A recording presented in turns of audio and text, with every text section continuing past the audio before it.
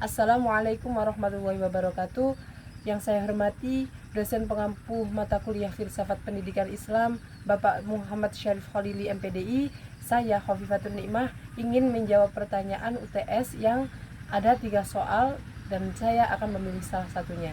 Di antaranya soal itu apa saja? Yang nomor 1 ini, nomor 2 yang ini, dan yang nomor 3 adalah yang ini.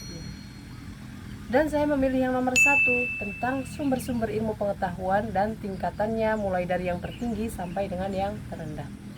Sebelum itu, saya akan menjelaskan sedikit tentang apa itu sumber ilmu pengetahuan. Sumber ilmu pengetahuan merupakan segala sesuatu yang menjadi landasan manusia untuk memahami, menjelaskan, dan membenarkan suatu kebenaran. Di dalam kehidupan, kita mendapatkan ilmu pengetahuan itu dari berbagai sumber, agama, akal, pengalaman, maupun intuisi. Sumber ilmu pengetahuan yang paling utama atau yang paling tinggi itu adalah wahyu. Dalam konteks agama, wahyu merupakan kebenaran tertinggi yang tidak dapat dibantahkan. Mengapa demikian?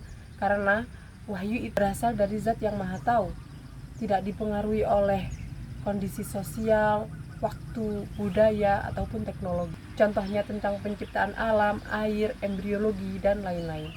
Sumber ilmu pengetahuan yang kedua yakni akal atau rasio. Akal merupakan kemampuan manusia untuk berpikir, bernalar, menganalisis, dan menarik kesimpulan. Mengapa akal sangat penting? Karena memungkinkan manusia untuk membedakan mana yang salah dan yang benar secara logis, menghasilkan teori, konsep, dan pemahaman yang sistematis, serta berperan besar dalam sains, matematika, dan filsafat. Akal berada di tingkat kedua karena akal manusia itu terbatas. Akal juga perlu didukung oleh wahyu dan pengalaman agar tidak tersesat. Sumber ilmu pengetahuan yang ketiga adalah pengalaman indrawi atau empiris.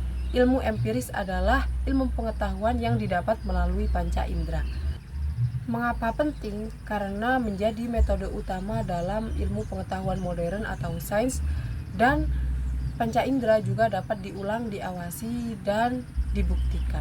Contohnya apa? Observasi tumbuhan yang tumbuh ke arah cahaya matahari, percobaan reaksi kimia di dalam laboratorium, melihat pergerakan planet dengan menggunakan teleskop.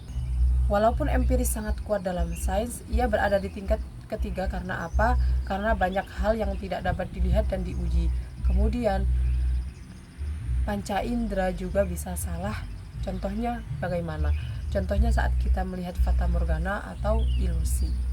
Otoritas atau tradisi merupakan ilmu pengetahuan yang didapat melalui sumber yang dianggap ahli atau terpercaya. Misalnya guru, peneliti, ulama, dosen, buku, dan lain-lain. Sumber ilmu pengetahuan yang keempat merupakan tradisi atau otoritas, yakni ilmu pengetahuan yang didapat melalui sumber yang dianggap ahli atau terpercaya, misalnya dosen, peneliti, guru, buku, dan lain-lain. Mengapa diperlukan? Karena manusia tidak mampu belajar segalanya sendiri. Kemudian otoritas juga membantu mempercepat pemahaman. Guru yang menjelaskan tentang ilmu matematika, dokter yang memberitahu informasi medis, dan buku sejarah yang ditulis oleh para ahli. Walaupun penting, otoritas memiliki tingkat lebih rendah karena manusia bisa salah, ahli bisa berbeda pendapat, dan sejarah bisa berubah seiring perkembangan zaman. Dan yang berada di tingkatan paling akhir adalah intuisi. Intuisi merupakan ilmu pengetahuan yang didapat secara spontan tanpa melalui proses berpikir yang panjang. Mengapa berharga? Karena menjadi sumber ide kreatif dan menjadi awal penemuan-penemuan besar.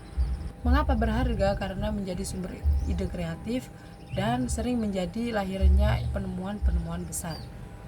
Mengapa berharga? Karena menjadi sumber ide kreatif dan sering menjadi lahirnya penemuan-penemuan besar. Contohnya apa? Newton mendapat ide gravitasi setelah melihat apel jatuh. Para seniman yang menemukan ide-ide baru, inspirasi yang baru, dan ibu yang merasakan ketika anaknya dalam bahaya. berada di tingkatan paling rendah karena sangat subjektif, tidak bisa dibuktikan, dan bisa saja dipengaruhi oleh emosi. Nah, jadi jika diurutkan sumber ilmu pengetahuan dari yang tertinggi sampai yang terendah itu adalah wahyu, kemudian akal atau rasio, pengalaman indrawi atau panca indera atau empiris, yang keempat merupakan otoritas atau tradisi, dan yang terakhir adalah intuisi. Sekian jawaban dari saya. Apabila ada kurang lebihnya, mohon maaf yang sebesar-besarnya.